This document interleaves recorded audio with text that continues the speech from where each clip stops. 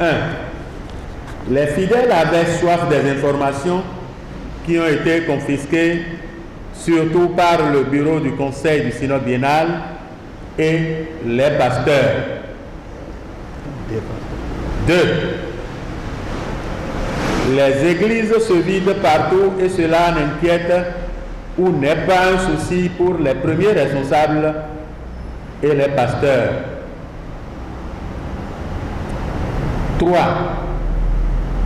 Des pasteurs sont sans salaire car les cibles ne sont plus régulières. 4. Des régions se plaignent des charges dues à l'effectif pléthorique des pasteurs envoyés dans leurs églises. 5.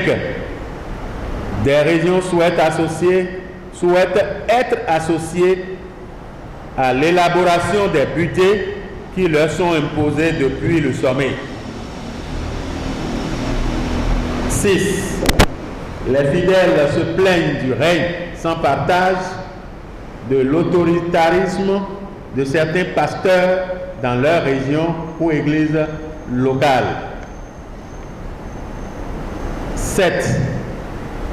Le CAV a été rejeté dans certaines régions à cause de la complicité des pasteurs qui ont refusé d'informer. Dans d'autres régions, les échanges ont été cordiaux et le CAV accepté. Ce sont là, entre autres, les recommandations issues de la tournée du CAV, entendait le comité ad hoc de veille de l'EPMB. 18 mois après son installation, les membres du CAV, une institution née de la nécessité pour les fidèles méthodistes d'avoir une gestion transparente des finances de l'Église, avaient toujours émis le désir de descendre dans les 19 régions que compte l'EPMB au Bénin pour se faire connaître et recueillir leurs doléances. C'est désormais chose faite.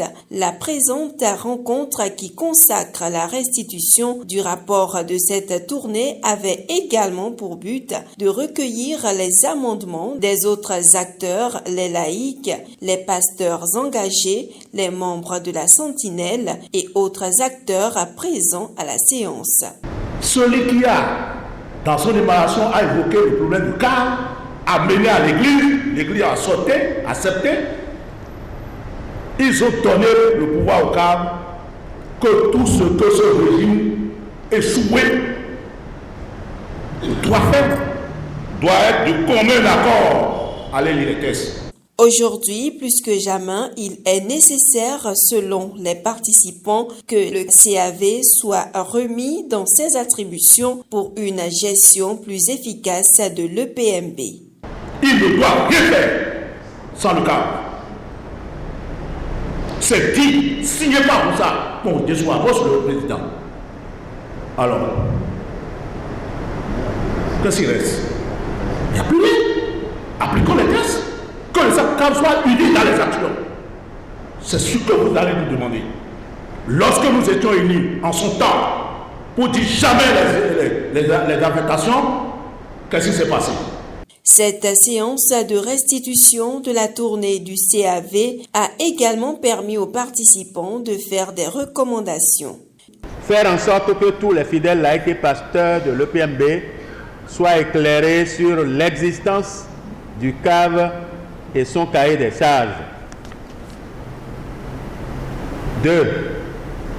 Le CAV doit encore mieux communiquer afin que son rôle, qui n'est pas de remplacer ou de surplanter le bureau du conseil du synode biennal, soit perçu. 3. Le bureau du conseil du synode biennal doit faire l'effort de laisser le CAV travailler en lui facilitant la tâche. 4.